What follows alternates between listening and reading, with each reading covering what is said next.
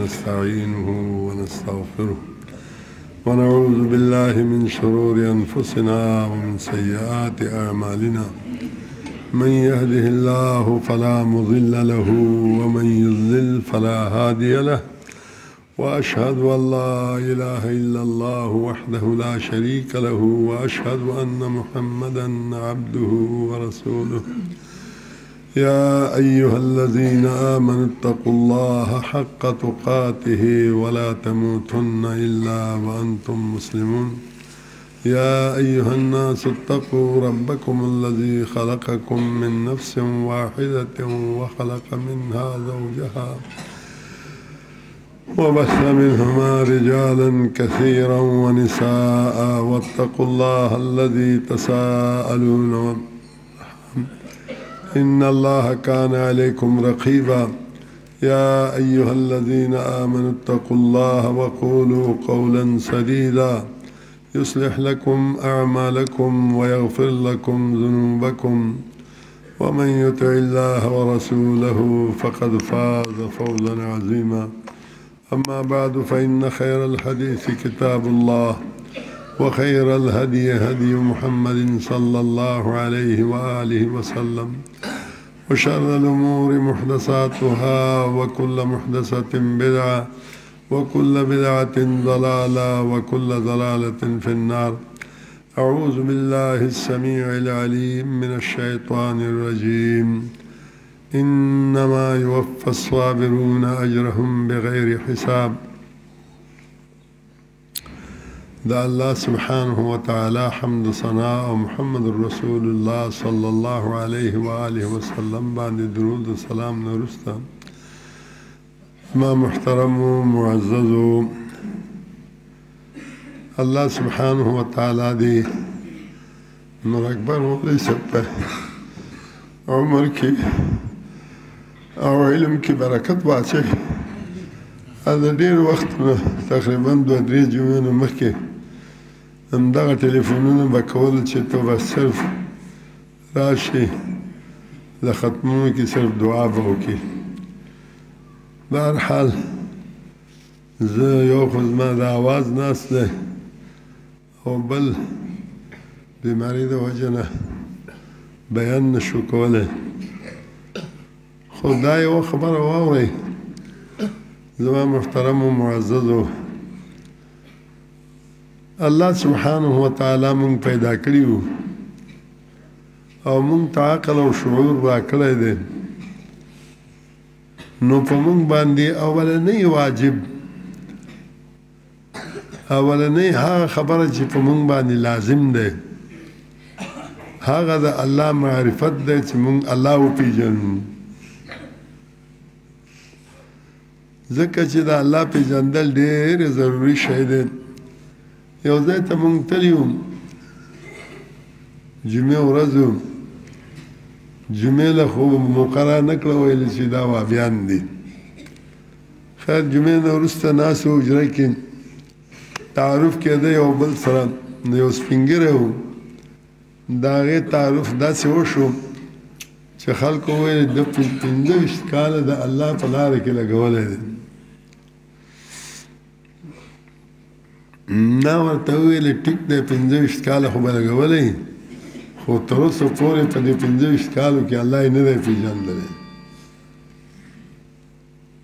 نو هغه خلکو تعجب وکړه چې دی څه وویلو ما ویل زه به بعد نه دنه تپوس کوم چې الله چېرته دی وایي په هر ځای کې دی ما ویل ګورئ چې تر اوسه پورې 25 کاله د الله په لاره کې په تبلیغ کې ووتو او الله یې تر اوسه نه دی پېژندلی نو هسې زه وایم چې مونږ اهل حدیث یو مونږ امین رفع الیدین او فاتحه پورې اهل حدیث یو نور د الله تعالی ذات او صفات هغې نه مونږ خبر نه یو پکار دا دی چې الحمدلله دا مرکز الله سبحانه وتعالی جوړ کړو چې مونږ دا سپینګري هم ځان کې عار پیدا نه کو علماو ته کینو الله معرفت حاصل کو د پیغمبر معرفت حاصل کو د اسلام معرفت حاصل کو چې الله څه دی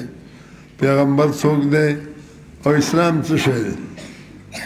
ځکه چې قیامت په ورځ یعنې پس د مرګ نه د ټولو نه مخکې به دا تپوس کېږي چې من ربک ومن نبیک وما دینک. دا درې تپوسه کېږي نو د دې درې څیزونو معرفت په موږ باندې لازم دی. لہذا زما محترم و معززو څنګه چې شیخ محمد نبی صاحب همدارنګه زموږ دې برخوردار وویلو چې تاسو ته خپله پته دی چې په دې ځای کې ډېر اونچ نیچ تېر شوی دی. څومره تکلیفونه تانې تحصیل جیلونه مولوی صاحب تېر کړي دي. الله سبحانه وتعالی دې هغه ورنه قبول کړي او خالص د خپل ذات دپاره وګرځوي.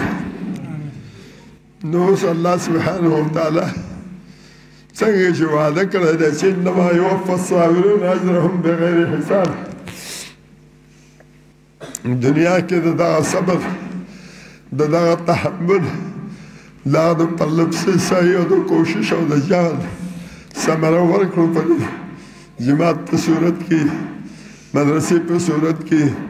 او الله سبحانه وتعالی داسې خلک چې کوم دی نو د ده تابع کړو چې راوستل دې جماعت ته دې مدرسې ته او د علماو بیانونه یې واورېدل. نو دنیا کې خدا اجر ملاو شو څنګه چې الله وعده کړی دی چې انما یوفی الصابرون اجرهم بغیر حساب. قیامت په ورځ د دغه اجر امید لرو چې انشاءالله سبحانه وتعالی به دته دا اجر ورکړي. نو اوس زموږ فریضه په موږ باندې لازم دا دی چې موږ د دې د مرکز تعمیر د آبادی کوشش وکړو. تعمیر او آبادی صرف دا نه دی چې موږ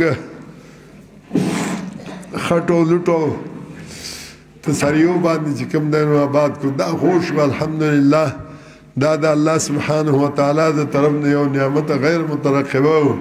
زموږ دا وهم او ګمان هم نو چې داسې یو مرکز به په دې ځای کې جوړېږي الله راکړو.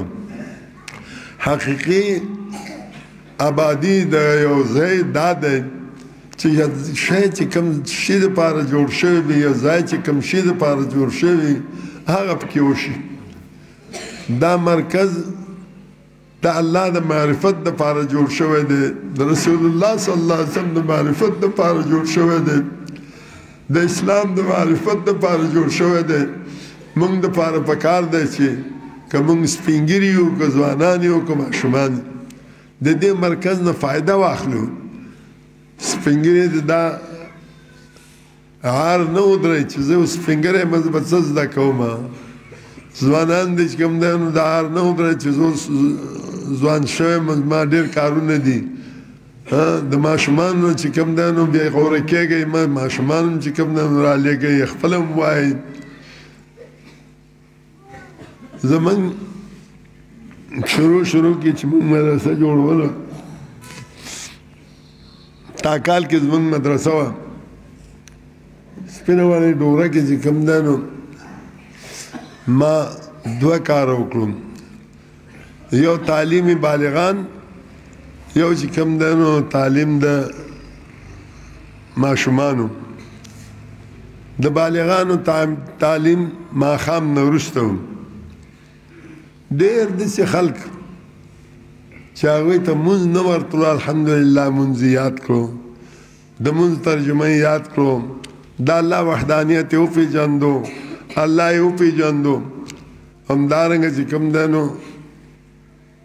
د هلکانو د جامع سرې نه علاوه دا خبره کوم نو زه تاسو ته دا وایم چې د ماښام نه وروسته د مشرانو د بالغانو د سپین ږیرو یو حلقه غوندې پکار دی چې په هغې کې دا دین زده کړي مونځ صحیح کړي د مونږ ترجمه باندې پوه شي چې سبحانك اللهم وبحمدك وتبارك اسمك وتعالى جدك ولا اله غيرك. د دې څه مطلب دی؟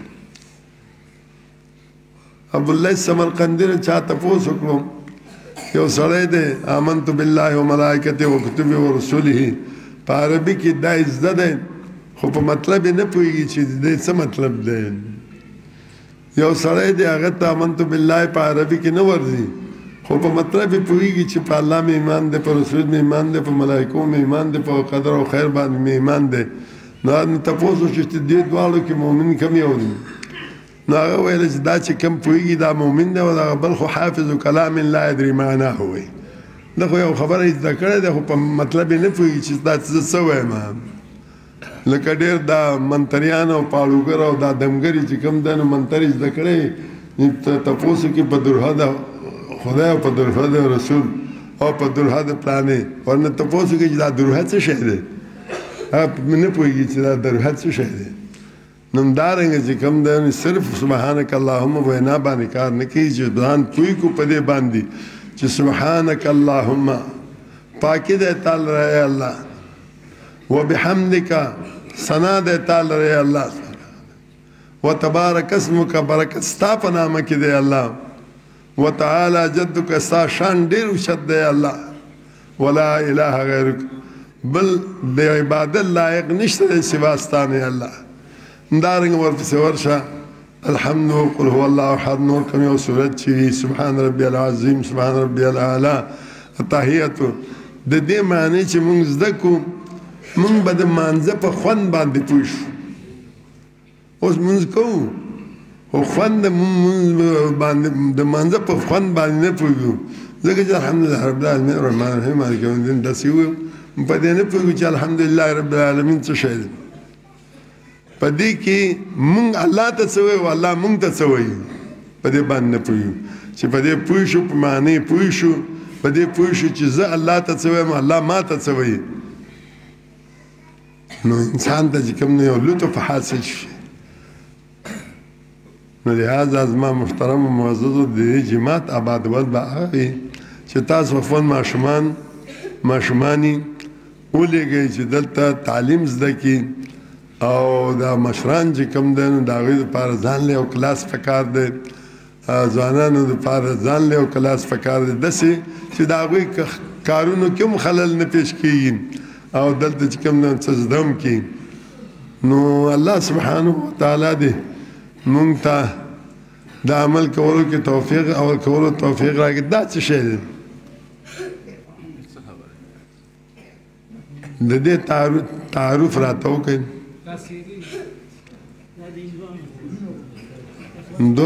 تر اوسه پورې چې کوم دی نو مونږ به دا خبره کوله چې حاجي صاحب راشي او دا په غاړه کې واچوي، هلکه حج نه راغله او دلته یې روایت یې جوړ کړو غاړه کې هغه واچوله څېرې واچوله. اوس دلته زمونږ په اهل حدیثو مدرسه کې دا شی راغلی دی.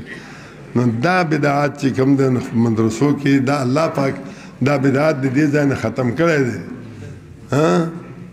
نو بیا دا بدعات چې کوم دی نو مه راوړئ، دا شیونه مه کوئ. باقي الله سبحانه وتعالی دې مونږ ټولو ته خیر راکړي. څوک چې راغلي دي علما راغلي دي، که عوام راغلي دي، که واشره راغلي دي، که مشران راغلي دي، ټولو ته دې الله سبحانه وتعالی خیر ورکړي. أقول قولي هذا واستغفر الله لي ولكم أجمعين. سبحان ربك رب العزة عما يصفون، سلام على المرسلين والحمد لله رب العالمين.